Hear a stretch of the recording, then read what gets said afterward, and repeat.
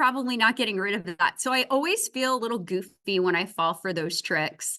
Well, what is not a trick is that we have a solar eclipse that is happening next Monday. Please do not stare at the eclipse for sensation and perception purposes.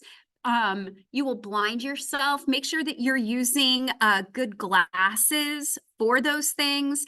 The other thing that I will also mention is there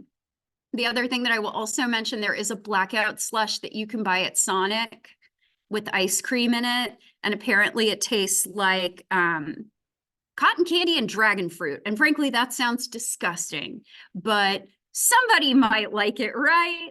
Maybe a little bit. Okay. So the last time that we were here, we were talking about the basics of hearing. So we're talking some more about hearing today. Okay, I'm going to hide those meeting controls. Thank you. We're going to enable editing so I can go in there, and thank you for your patience. All right, there we go. We are in position. So let's go ahead and pick up where we left off last time. Okay, so the last time that we were here, we were talking about the different ways that we code for frequency in the auditory system. Now, we do have place coding on our basilar membrane. So to kind of go back just a little bit, different parts of the basilar membrane based on the structure of the basilar membrane are designed to code for different frequencies. So we talked a little bit before we finished up about guitar strings and violin strings. Now, as a quick reminder, can somebody tell me what string on the guitar plays the lowest notes? Huh? The thickest one. And it's also not very tight, is it? Like it's kind of wide and it's kind of floppy and it's not super tight. Now, what string on a guitar plays the highest notes?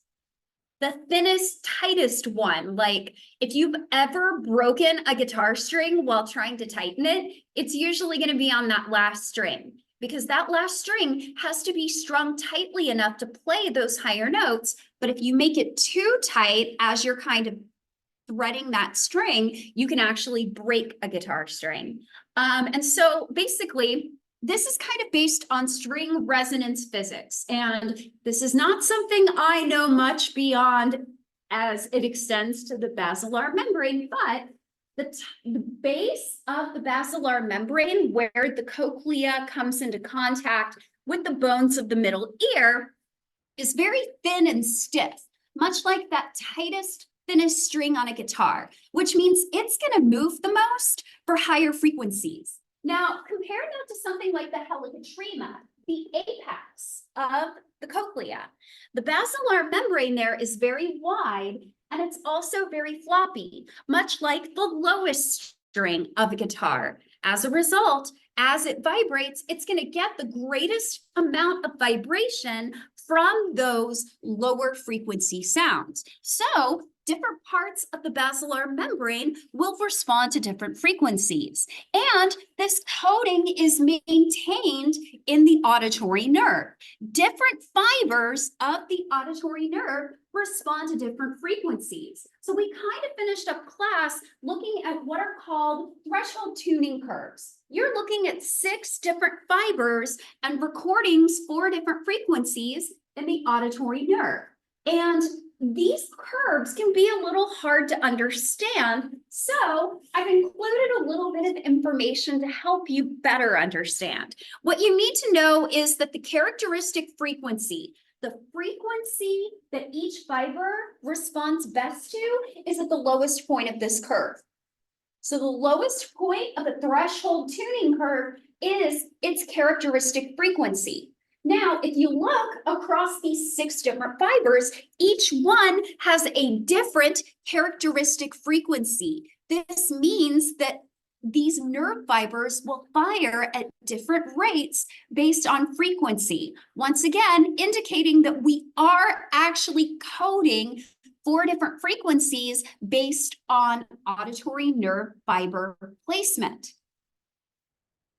And the outer hair cells of the basilar membrane play a role in this as well. Now, just as a reminder, the sensory receptors of the auditory system are not all of the hair cells. It's just the inner hair cells that matter. The outer hair cells are designed to help us basically hear a little bit better. Their job is to provide feedback they get information from the brain, whereas our inner hair cells make contact with the auditory nerve and send information to the brain. So our outer hair cells receive feedback from the brain, and they can actually make the basilar membrane a little bit stiffer.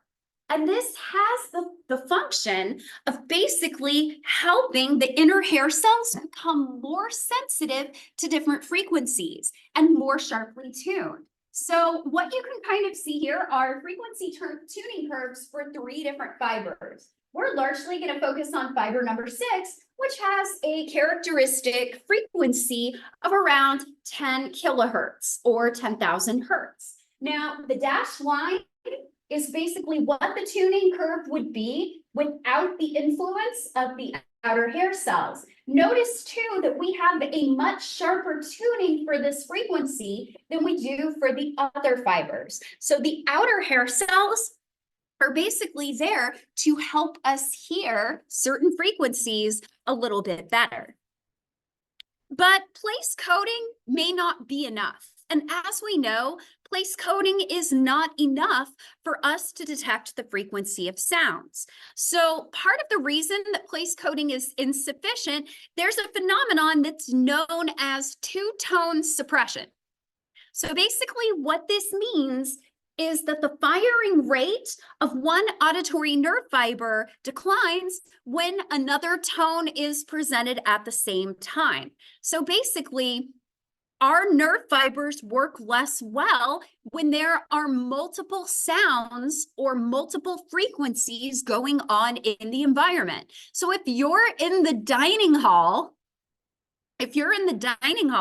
there are a lot of high frequency sounds going on around you. And that means that if we were solely relying on place coding, all of those different sounds would hurt our ability to hear. What you're looking at here is two-tone suppression in a threshold tuning curve. So here we have the threshold tuning curve for a characteristic frequency, which is a little less than 10 kilohertz. So the tuning curve here is in the darker red, and then you have these 2 other areas that are highlighted.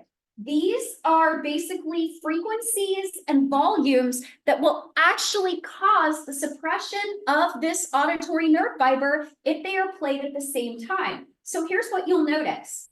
So for this particular curve, anything that is at a lower frequency but a higher volume could suppress it, or something that is a higher frequency, very close to 10 kilohertz.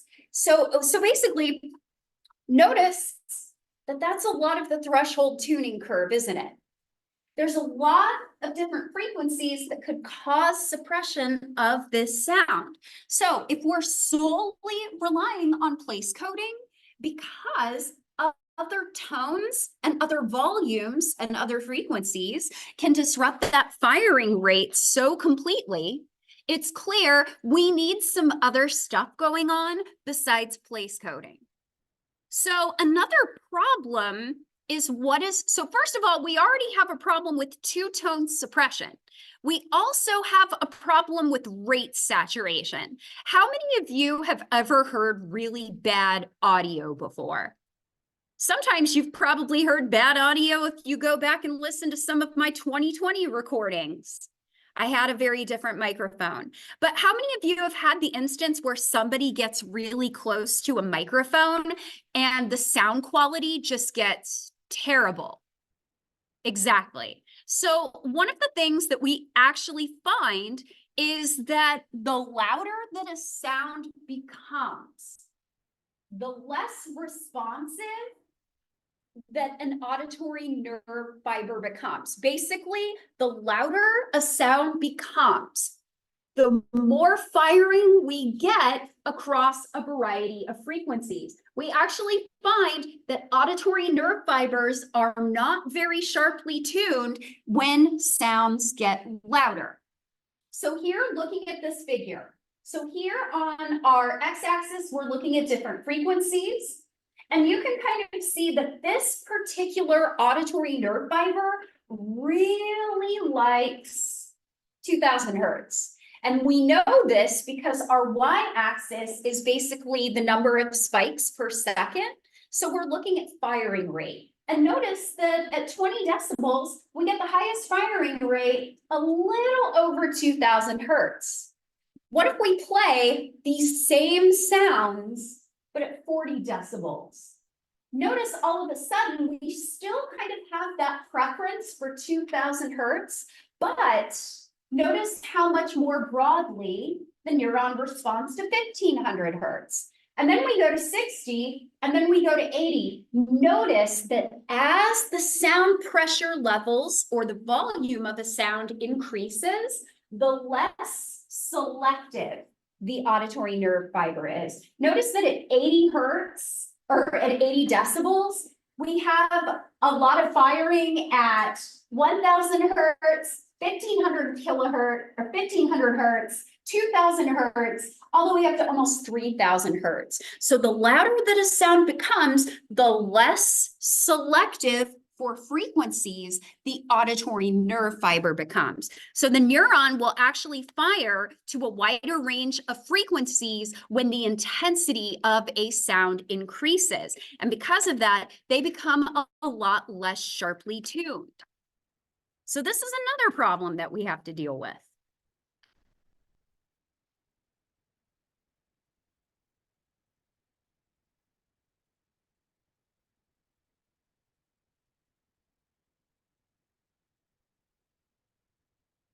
Okay, does anybody need some more time here? If you do, it's a good time for it. I need a drink. It's raspberry lemonade. It's very good.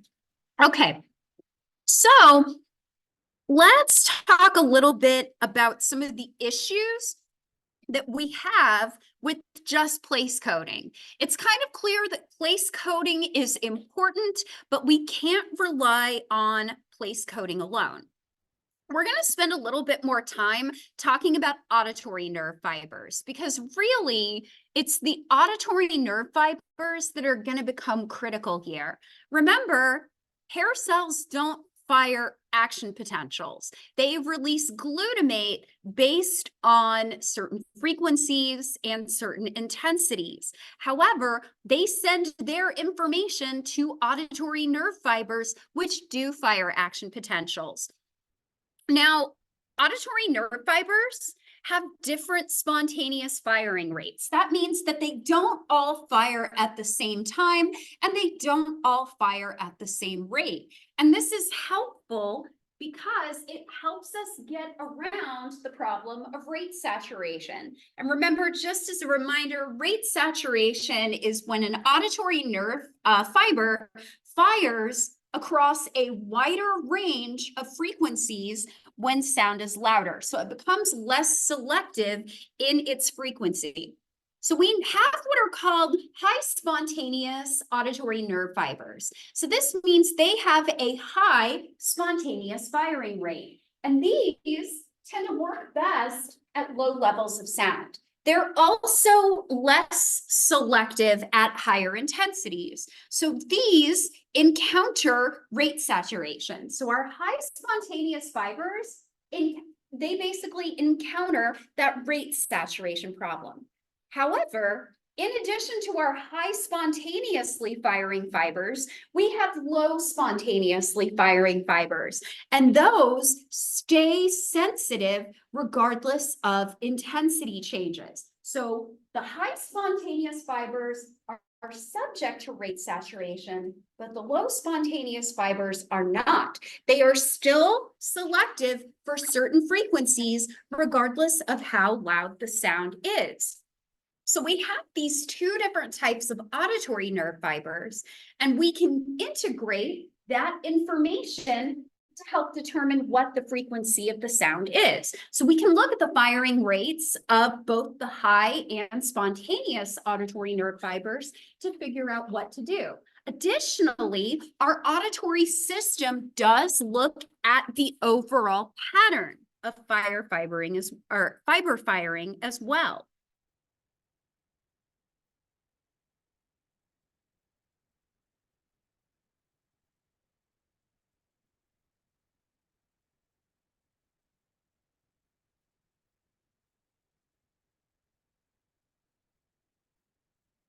Right. Does anybody need some more time here?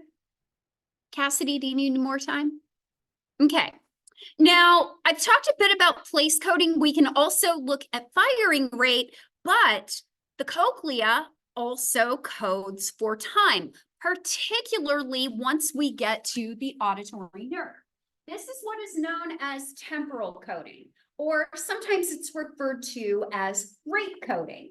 And so one of the things that we find is that neurons in the auditory nerve actually exhibit what is called phase locking. So what you're looking at here is a sound at a particular frequency, right? Like the frequency has a certain number of cycles per second. And what will happen is that this particular neuron will fire at one distinct point in the cycle at a given frequency. So notice this particular neuron always fires at this point of the cycle. So we get this nice repetition over time. So what this tells us is that the firing pattern of an auditory nerve fiber also carries a time-based code that's based on the overall frequency of the sound. So it's going to code things at a certain rate to actually match the frequency of that sound. So the cochlea can actually code for frequency based on the timing of firing as it relates to the period of sound. Now, there's kind of a problem with this. Temporal coding is really only going to work for sounds that are 500 hertz and below. Why would it not work for anything higher than 500 hertz? So 500 hertz is basically 500 cycles. Actually, no, it's 500 cycles per second. So here's what we know. So action potentials or neuron firing, those take about 2 milliseconds. 500 cycles per second with 2 milliseconds per fire basically works out to 1 second. A neuron is not going to be able to fire for anything faster than 500 hertz. If you can't do the math, just trust me on this one. This won't work. This kind of firing where we're always firing once at a particular period of the cycle only works for 500 hertz or less. But you and I know that a lot of sounds are greater than 500 hertz, right? You and I can technically hear up to 18,000 hertz. So clearly there must be more going on. And that's where volley theory really comes into play. Multiple neurons can code for a frequency in what is called a volley.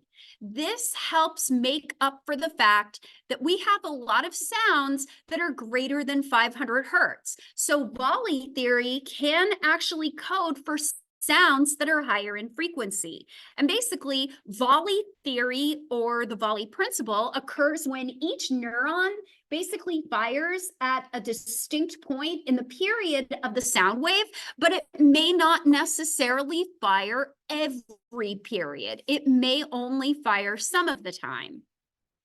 So here's what that looks like. So here we've got several different neurons, and here's what I want you to notice. They are not all firing at the same time.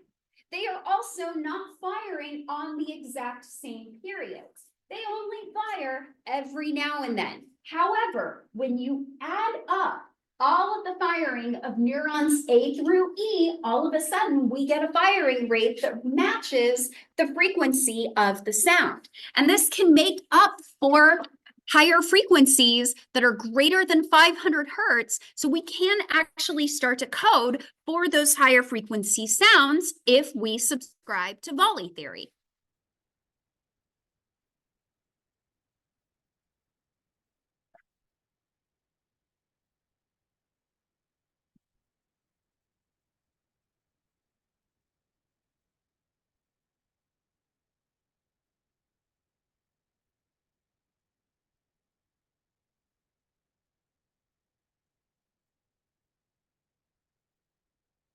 Okay. So now we're going to talk about what happens in the brain beyond the auditory nerve. So our inner hair cells release glutamate onto the dendrites of the auditory nerve, and then the auditory nerve leaves the brain. The next place that the auditory nerve is going to contact is the cochlear nucleus, which is in the brainstem. And basically, those auditory nerve fibers are going to synapse. They're basically going to make connections with the cochlear nucleus in the brainstem. After information reaches the cochlear nucleus, it's then going to make contact with what are called the superior olives or the superior olivary nucleus. And this is the first place where inputs from both ears converge. So here's what's really important. You may remember when we talked about vision, folks, where's the first place in the brain where we get information from both eyes in the same cells? Where's the first place in the visual system that information from both eyes converges? That means it's not kept separate. You want to hazard a guess? Anybody want to try? Is it in the retina? Do information from both eyes converge in the retina? Did they do it in the thalamus? No, they're still kept separate in the thalamus. It's the primary visual cortex. So it's only until we reach the primary visual cortex that information from both eyes converges within the same cells. Now compare this to hearing. Hearing, that convergence happens really early. It happens in our brainstem. So the superior olive is the first place in the auditory system where information and inputs from both ears converge on the same cells. From the superior olivary nucleus, that information then travels to the inferior colliculus of the midbrain, and it then goes to the medial geniculate nucleus of the thalamus before finally terminating in primary auditory cortex. So here's kind of a drawing of that pathway. So let's kind of work through this. By the way, your left cochlea is not blue. Your right cochlea is not red. They're both the same color, but they've been color-coded this way for your convenience. So we have our cochlear nucleus. Here's our auditory. We have our cochlea. Here's our auditory nerve making contact with the cochlear nucleus. Notice that in the cochlear nucleus, information is still segregated by side. So the left cochlear nucleus is responsible for the left cochlea. But once we get to the superior olive right here, information from the left is going to travel over to the right. Information from the right is going to travel over to the left. So this is one of the few sensory systems that does not have a complete crossover to the opposite side of the brain. The visual system has a complete crossover. Most of our somatosensory tracts have a complete crossover, but this is one of the few systems where information from both ears is possible on each side of the auditory system. And this is really important. It basically means if I damage the primary auditory cortex, I will not become deaf in one ear. So here we have the olives in the brainstem. Then we're going to travel up to the midbrain. At that point, we have our inferior colliculus. Here is the medial geniculate nucleus of the thalamus, and then finally terminating in the primary auditory cortex in the temporal lobe. I want to talk a little bit about some additional brain structures once we get to the primary auditory cortex. Now, the primary auditory cortex, as you can kind of see in this figure, is a good chunk of it is actually buried under a sulcus. So A1, primary auditory cortex, is a little bit bigger than this, but it's hard to see because part of it is buried under that sulcus.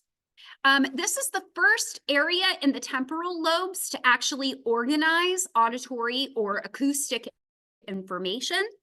It also, much like the cochlea, has what we call a tonotopic cortex, like the basilar membrane of the cochlea, are organized by frequency. We also have what is called the belt area. This is the region of the cortex that is adjacent to A1. And then just below that, we have what is called the parabelt area. This is lateral and adjacent to the belt area. And these areas are going to engage in more sophisticated auditory processing. As I mentioned, A1 has a tonotopic map. However, really, basically starting in the cochlea all the way up to primary auditory cortex, we do have tonotopic organization. Neurons are going to be organized in order of frequency. This begins in the cochlea, and this tonotopic mapping is maintained all the way up to primary auditory cortex. Now, compare this to something like the visual system. The visual system had a retinotopic map. You had a map of your retina on the visual system. But as I've already mentioned, in contrast to our visual system, the majority of auditory processing occurs well before the primary auditory cortex. So most of our processing of auditory information starts in the cochlea, continues in the brainstem, the midbrain, and the thalamus, and considerably less work is put on primary auditory cortex as a result. Compare that to our visual system, where most of the visual processing that we do occurs after reaching primary visual cortex. So it's an interesting comparison and contrast here.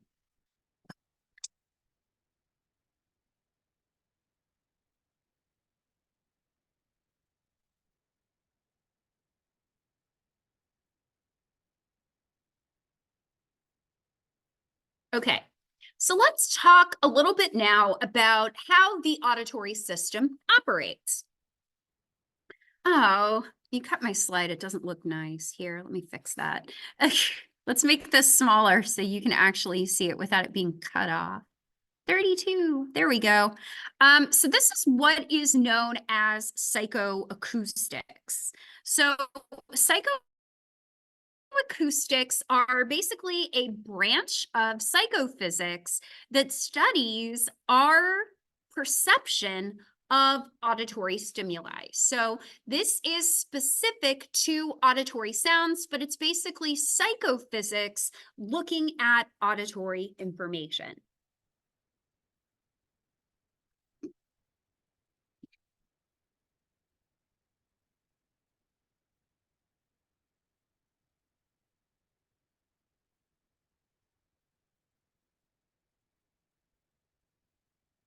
Okay.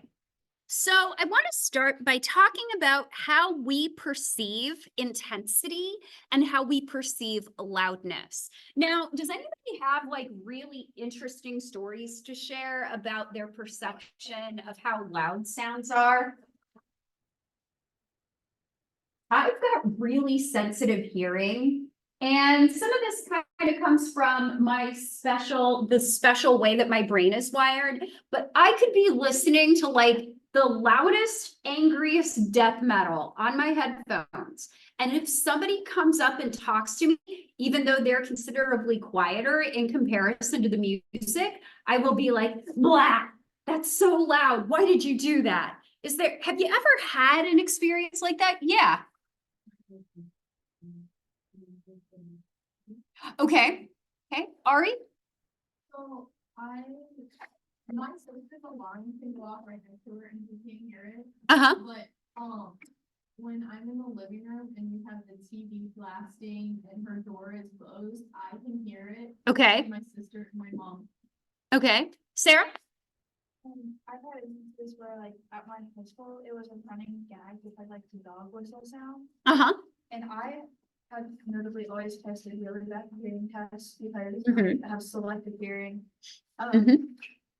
But I would always get headaches, and so I would always be able to, like, tell you when I was hearing, like, mainly with loud, like, the higher pitch sounds. Uh-huh. I was always aware, like, when they would be playing them because of the fact that I'd get, like, a headache, and, like, that's what, like, you're always when migraines come from, because it typically does happen whenever around, like, situations where you might a louder sound might be present. Okay. Like, we can't use a dog whistle with my dog because while I can't hear it, I get like a headache Mm-hmm. for it, which is weird because my dog can't hear the dog whistle, but I'm more aware of it going off. So another question that I want to kind of ask with this, who is more sensitive to low-pitched sounds? Are you more sensitive, like, are you more bothered by low sounds or high sounds? High sounds? So here's something that I want to try. So amazingly enough, if you go search on YouTube, you can like find, like, you can Google blank hertz and you can find almost every frequency that you can imagine. But, oops, sorry, that was not supposed to happen yet. I'm gonna play a sound. I'm gonna play two different sounds, one at a lower frequency, one at a higher frequency. Now, here's what I'm gonna start with. The volume of both of these is gonna be exactly the same on my phone. I will not touch volume. I will keep it at the same measure. But you might perceive one of those sounds as being louder than it actually is. So I'm going to go ahead and start with a 5,000 hertz tone. This would be considered a higher frequency. So I'm going to put my phone right at where 3 dots is, which means it's going to be a little loud for me, but I will chance it. I'm going to go ahead and play this for a few seconds. Are you ready? This might not be pleasant. It's high pitched. That's the point. Are you ready? All right, let's go. I hate. Okay.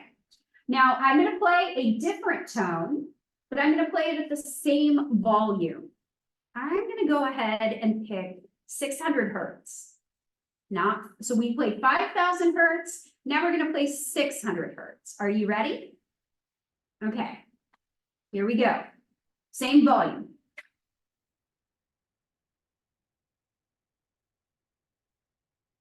Okay, so here's the question that I have.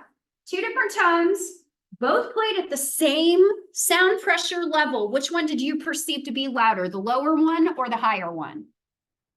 So it turns out that frequency and intensity interact with each other. So the pitch of a sound and the perception of its loudness varies because they interact with each other. So we're going to look at two different things that people have done in psychoacoustics to explain how we perceive things like loudness. So we're going to look at what are called audibility thresholds, and we're going to look at what are called equal loudness curves, which plots sound intensity against sound frequency. So an audibility threshold is basically me presenting you with different frequencies at a just audible range. So basically, we're kind of looking for your absolute threshold for different frequencies.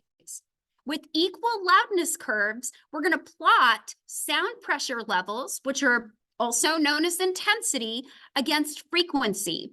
And what's interesting is that depending on the nature of that sound, depending on its frequency and its loudness, they interact with each other in interesting ways. So let's talk about those equal loudness curves. So what you're looking at here is an equal loudness curve. So on our x-axis, we have frequency in kilohertz. Here's our audibility threshold, first of all. We'll talk about the equal loudness curves in a second. And our sound pressure level is here on the y-axis. Now, here's what's interesting. Notice that at very low frequencies, the sound has to be really loud for you to hear it.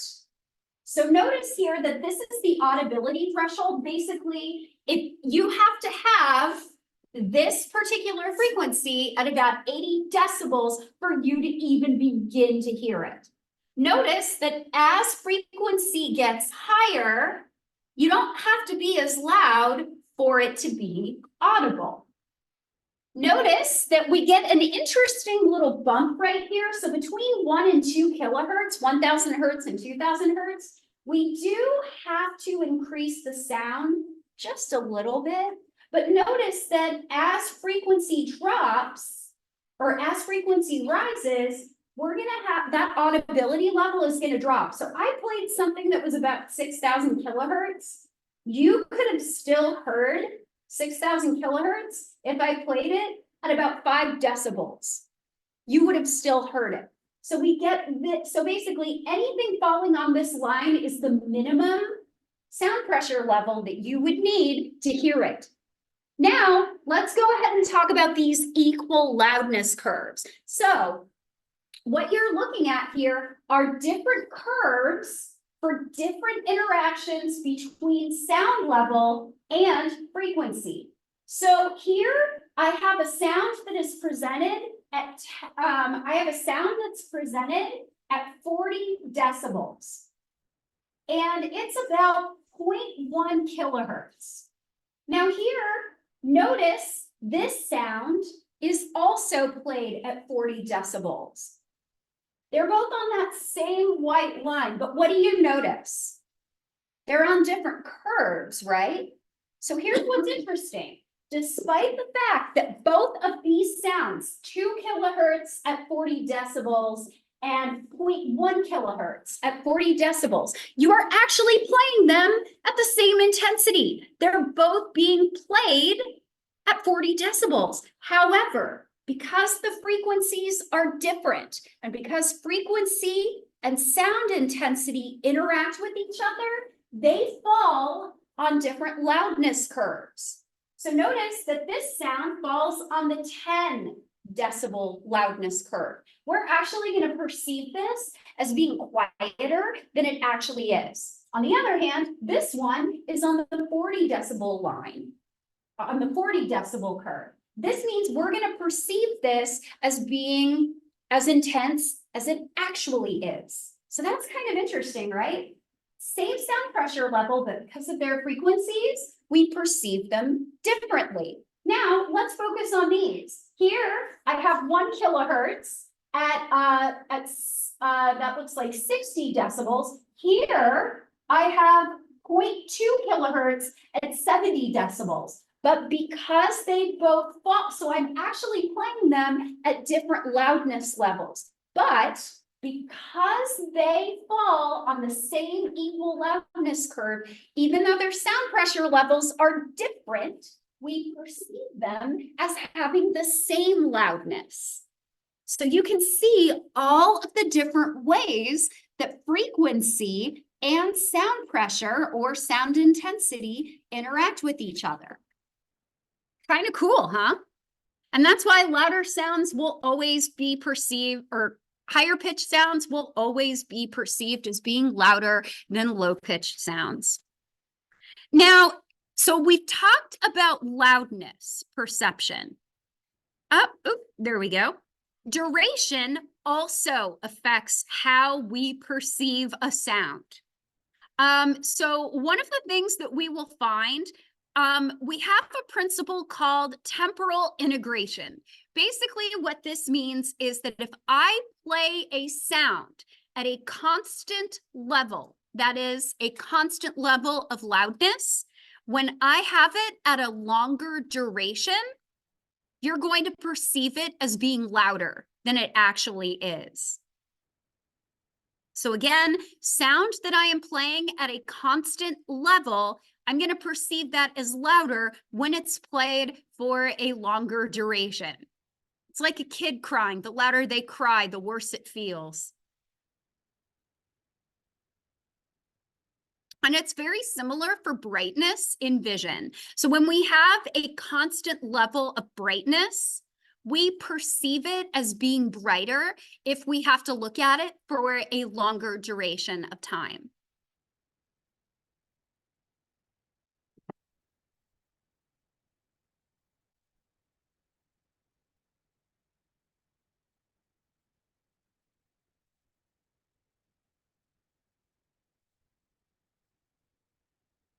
So we have special types of perception for loudness or intensity. We have different perceptions for duration, but let's now talk about frequency perception. So how have psychoacoustics researchers looked at this? Using pure tones, we are actually really good at detecting changes in frequency. So again, I want to try something with you. So I'm going to play two different sounds, and I want you to tell me if you notice a difference between them, okay? So I'm going to keep the sound pretty low pitched so that I don't annoy you to death. Okay, so I'm going to play one sound right now. Can I just have a pure tone instead of like new wave of positive energy, develop a radiant aura, like I don't need delta waves. I'm total angel frequency. I just need a sine wave. That's all I need. Okay, so I'm going to go ahead and play this pure tone, and then I'm going to play another pure tone, and I want you to tell me if you notice if they're different or not, okay? Okay, first tone, you got it? Okay, now I'm going to play the next one.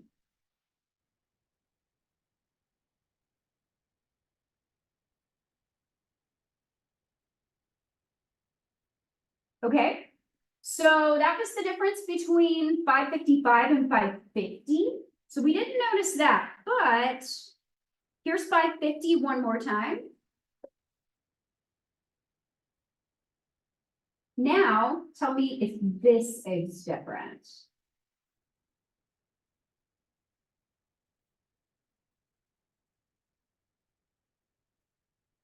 That's 528.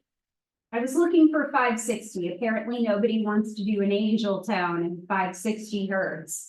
So you and I are actually really good at detecting changes in pitch. Researchers have kind of suggested that with Weber's law, tones only really need to be different by about 0.3% for us to notice a difference between them. So we're really good at detecting tone changes.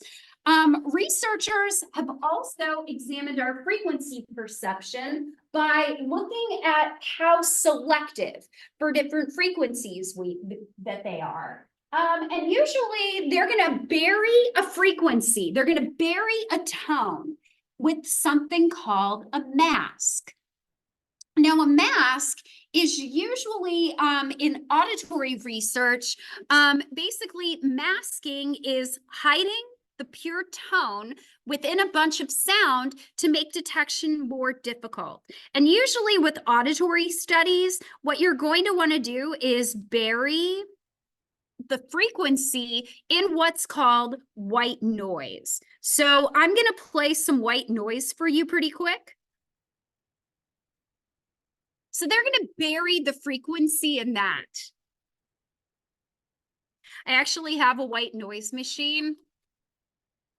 I originally bought it to help me sleep, and it turns out that white noise does not help me. What I really needed were earplugs. I need no noise, none. So white noise is typically going to function as a mask.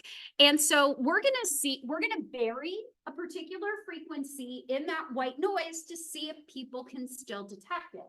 Additionally, when we do this, we're going to look at what's called a critical bandwidth.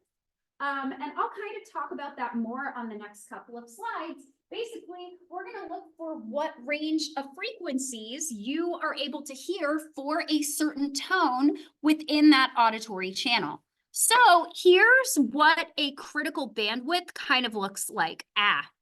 So what you're basically going to do, we're playing a tone at about 2000 hertz, and we're going to bury it in a bunch of noise.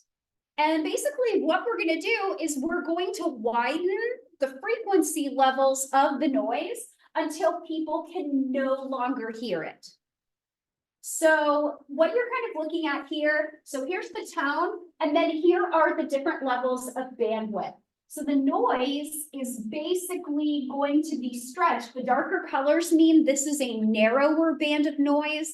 And what you're basically going to do is you're going to look at how much that noise is. So this first one is only going to extend about 50 hertz. The next one's going to extend 100 hertz. So it's going to include 1900 to 2100. And then that noise is going to extend 200 hertz all the way up to 1600 and 3200 hertz. So basically the white noise is going to cover 1500 hertz up to 2500 hertz at its loudest, at some of its largest points. But the critical bandwidth, what we're basically looking for is the signal threshold. How loud does the tone have to be for you to be able to hear it in all of this white noise? And at some point, there will come a point where the bandwidth is wide enough that you're not going to need to increase the sound to be able to hear the tone. So you can kind of see here that they're widening how many frequencies that mask covers. And you can see that you have to keep raising the volume of the tone for you to hear it. But at some point, at about 400 hertz with that mask, all of a sudden, you don't need to make it any louder. Basically, the masking noise bandwidth, 400 hertz, is what is considered the critical bandwidth. So what does all of this tell us? The width of a critical bandwidth depends upon the frequency of a test tone. And these actually correspond to the spacing of frequencies on the basilar membrane. And one of the things that's kind of interesting, the critical bandwidth for low frequencies are actually going to be smaller than they are for high frequencies. So that masking width is going to have to be much larger for high frequency tones like 2000 kilohertz than it will have to be for low frequency tones like 500 hertz. That is probably the hardest thing we're going to talk about today.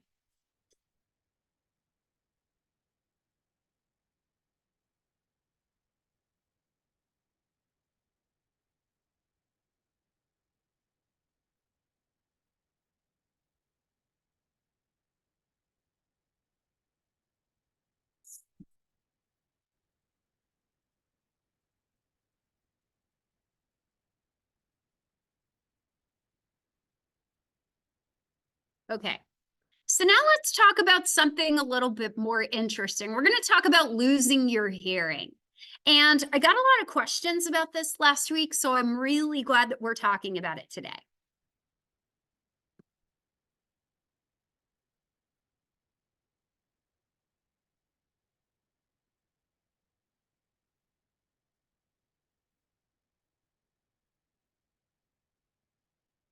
Okay.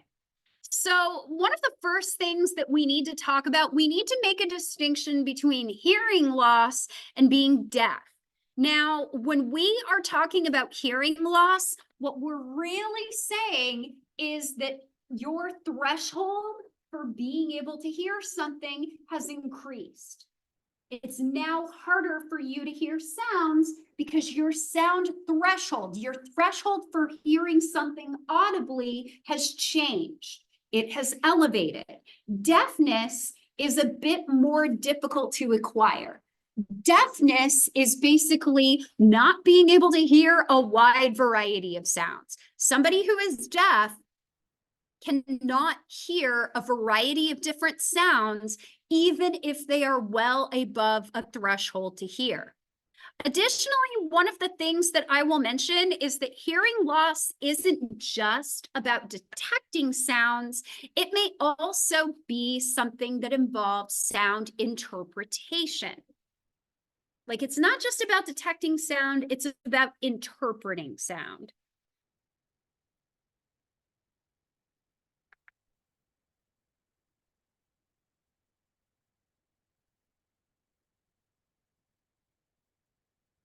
Okay.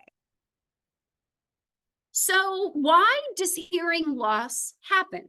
Hearing loss can basically happen because any time that we are damaging any part of the auditory pathway, that includes the outer ear, the middle ear, and the inner ear, you are opening yourself up to the possibility of hearing loss. So first of all, obstruction of the ear canal in any way can lead to hearing loss. Now, in the case of earplugs, that's a temporary hearing loss. We are basically obstructing the ear canal so that only sounds of certain pressure levels are actually detectable. Having too much earwax in your ear can lead to hearing loss. Don't try to mess around with earwax yourself. Like, have y'all ever heard of ear candles? Okay, I did not know about ear candles until I moved here. Does anybody not know what an ear candle is? Okay, would somebody like to explain an ear candle to the rest of the class? Yes. What is an ear candle?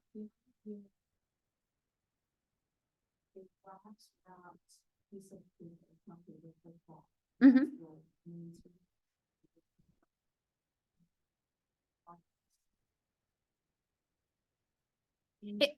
It basically melts the wax and makes it easier to remove.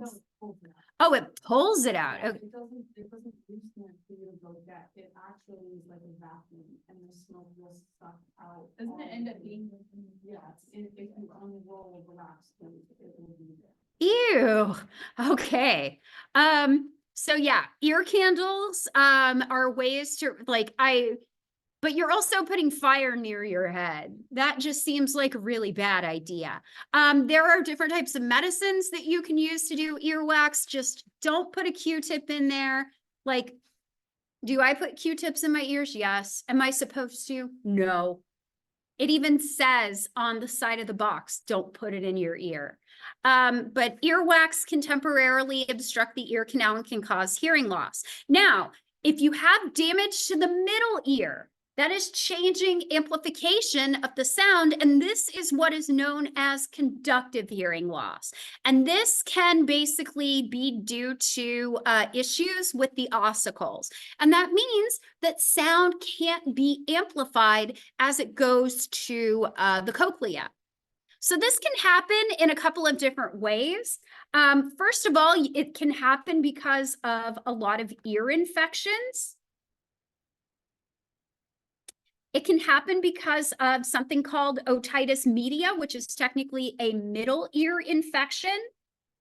I Googled this for you if you're kind of curious. It's usually caused by a bacteria or a virus. It starts with a cold, a flu, or an allergy that causes stuffiness and swelling inside of the nose, throat, and ears. Ear pain, draining of fluid from the ear, and trouble hearing are some symptoms. Most ear infections go away on their own within a week or two. Some might need antibiotics. Now, another thing that can happen along with otitis media, which is a type of ear infection, something else that I've kind of shown for you off to the side, is otosclerosis. Otosclerosis is an abnormal growth of the ends of the different ossicles, and as a result, they cause some problems. So whereas otitis media is basically an ear infection due to an upper respiratory infection or allergies, otosclerosis tends to be inherited. And basically, the bones are not kind of attached. They don't grow properly. They may have some prosthesis. And because of that, they have an abnormal extension of bone growing in the middle ear. And this basically prevents the ears from vibrating as they normally should. So take a look at this. This is a case of otosclerosis. Does that stapes look right to you? Does that stapes look right to you? What should it look like? It should be nice and smooth and be able to attach to the oval window appropriately. But we have this abnormal spongy bone growth that's basically not allowing the stapes to lay flat and smooth against the cochlea. As a result, this bone is not going to be able to do its job. So this is something that is inherited and can be passed down through families, FYI. So if you don't have it, you don't have it. Okay, but let's talk about the most common form of hearing loss. That is sensory neural hearing loss. Another way of talking about that is hearing loss due to damage to either the cochlea, the auditory nerve, or hair cells. So I want to now this can happen, to be clear, this can happen because of drugs. Drugs can actually cause damage to the hair cells, the cochlea, or the auditory nerve. So we call those ototoxic drugs. They potentially cause damage to the auditory system. Certain types of antibiotics can cause ototoxic damage. Certain types of cancer treatments can cause ototoxic damage. I want to look at a couple of antibiotics that are ototoxic, just so you're aware of them. So streptomycin is ototoxic. Azithromycin is ototoxic. It can cause reversible or irreversible hearing loss in a few cases. I have taken azithromycin before. I took it for a sinus infection in grad school. My hearing was okay. So certain types of drugs, occasionally a side effect of those drugs can be reversible or irreversible hearing loss. But let's be honest. Most of us are not getting hearing loss because of drugs like antibiotics or cancer drugs. We are getting hearing loss because we expose our ears to noise a lot of the time. So how many of you have been to a concert recently? Was it very loud? How did you feel the next day? What did your ears feel like? Little ringy. That's tinnitus. So ringing in the ears is tinnitus. And do you know what tinnitus means? You've damaged your ears. I remember the first time I went to a rock concert in high school, and I had to go to calculus class the next day, which was awful. But I felt like my ears were full of cotton. Like it was so hard to hear. And I also experienced tinnitus. So exposure to noise over longer periods of time will contribute to sensory neural hearing loss. And part of the reason that hearing loss is more common with age is because you've lived a longer life. You've exposed yourself to noise over time and damaged your hair cells over time to the point where higher frequency sounds are harder to hear. Now, the reason that higher frequency sounds are more likely to be lost with age is because those are the first sounds in the cochlea.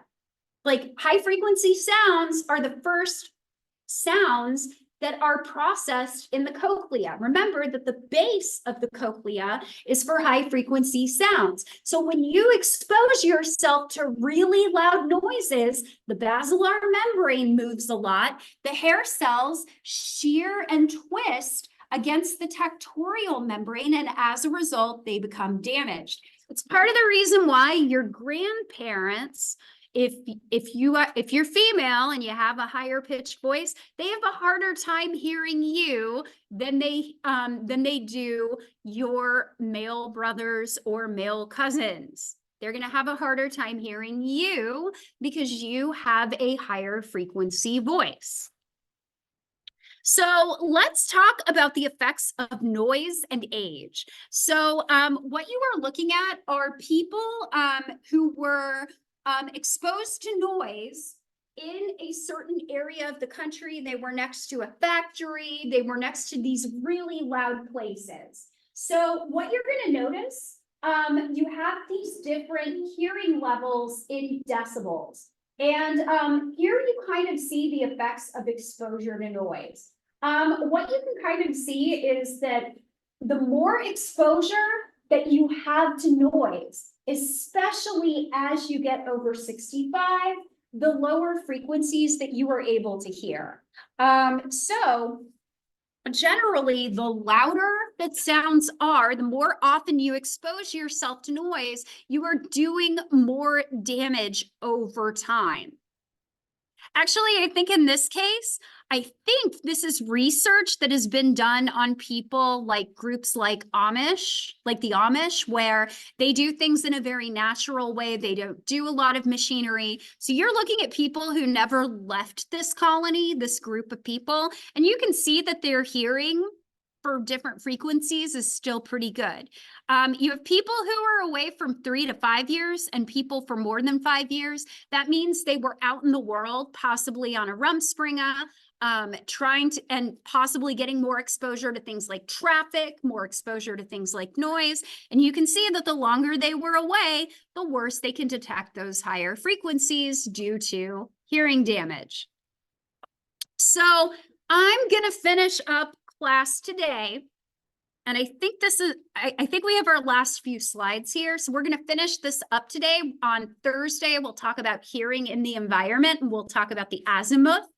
I'm going to be a bit of a preachy scold, and I'm a hypocrite too, because I wear headphones. But I want to talk a little bit about headphones and rock concerts. So at full volume, I pulled up this infographic. MP3 players, this is a little old. We all have our phones now, but with our phones and the fact that we can hear music on headphones, they can actually produce as much noise as a rock concert. But here's the difference between rock concerts and earbuds or headphones. At a rock concert, sound travels through the air before it reaches your ear, and it potentially loses some of its loudness as a result. On the other hand, guess what happens to sound that's loud that's in your headphone? Goes straight into your ear at full quality.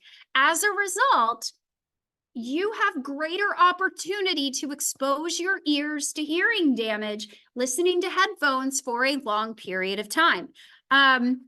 So a couple of notes. Earbuds have the potential to cause more damage to hearing than traditional headphones. So Caitlin has traditional headphones on her head. I see Dylan has some headphones on around her neck.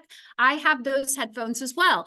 Earbuds are worn directly in the ear canal. As a result, they have the potential to produce 7 to 9 decibels higher sound. They also filter less ambient noise, basically contributing to the tendency to turn the volume up in a situation that's already at high risk for hearing loss. So a good rule of thumb is listen to no more than 60 minutes a day. I don't do that. Listen to no more than 60% of volume. So one of the things that I've actually kind of noticed that my phone does when I'm listening to my Bluetooth headphones, if I turn the volume up and it thinks that the volume is too high, the volume meter turns red, so that I can turn it down to a more manageable level that will be less likely to cause hearing loss. One thing that I've heard that could potentially be useful if you do like wearing earbuds, I've heard about bone conducting headphones. Those are supposed to be pretty good because they don't shoot directly into your ear canal. They make use of the conduction of your bones around your head to help you hear those noises while still hearing noise going on outside. Now, you and I are very lucky. We have hearing aids now. In fact, one of the things that's really cool is that in the past year, you can now buy hearing aids over the counter. And this is really important because, interestingly enough, you wouldn't think that Alzheimer's disease would factor into this, but one of the things that we do know is that significant hearing loss that doesn't go corrected actually can make you more likely to develop Alzheimer's disease in the future. So hearing aids can actually be really beneficial for preventing things like Alzheimer's disease. So the earliest hearing aid, y'all, looks like that. That's an ear horn. And yes, you would actually stick that in your ear and it would funnel in sounds from the environment. So basically what you're doing is you're making a bigger pinna and you're sticking that into your pinna. Like it kind of works like its own little ear canal. Now, most hearing aids are based on amplification systems. And I can tell you, my grandparents don't like or my late grandparents did not like their hearing aids. They didn't like their hearing aids because hearing aids amplify everything, including noise. And that can make processing sounds a lot harder to hear. More sophisticated hearing aids, though, actually compress sound intensities instead of engaging in that amplification, making certain sounds amplified over others. Now, when we talk about cochlear implants, we are less likely to use a cochlear implant for hearing loss than we are for something like deafness. So this is often used to provide hearing to previously deaf people. If you want to watch videos that really restore your faith in humanity, go watch videos of people hearing their own voices or their family members' voices for the first time after having a cochlear implant installed. Basically, a cochlear implant does actually involve a little bit of surgery. What they're going to do is they're going to take this little implant, they're going to insert it into the cochlea. It's basically going to function as a healthy basilar membrane and hair cell system. It's implanted as closely as possible into the apex of the cochlea, and there is an array of electrodes. And this implant is actually connected to a receiver that is surgically inserted beneath the scalp, and it's connected to a microphone and a transmitter. So basically, the microphone is going to pick up signals, send that to the receiver, and that's going to activate the electrodes when a signal is picked up. And its job is to basically bypass damaged parts of the cochlea and damaged auditory nerve fibers. So folks, that is all I had for today. I will see you here on Thursday. We will talk about hearing in the environment. Have a great day, everybody.